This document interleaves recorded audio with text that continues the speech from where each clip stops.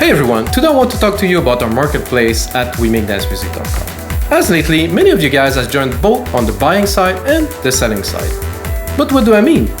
Let me explain. We're like the Amazon for music production.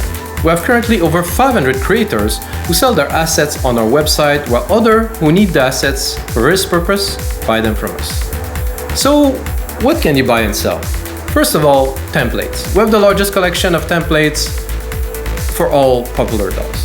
But you can also buy and sell presets, vocals, stock music, instrumental covers, and of course, sample packs.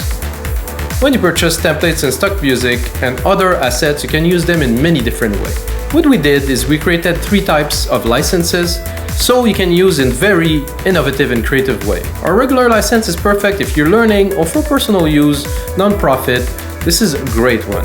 Our commercial license is when you're making revenue from your work, so if you use the template, distribute them to students and other projects that are fairly simple and reside in only one region. Our broadcast license is designed for agencies and creators with a global reach.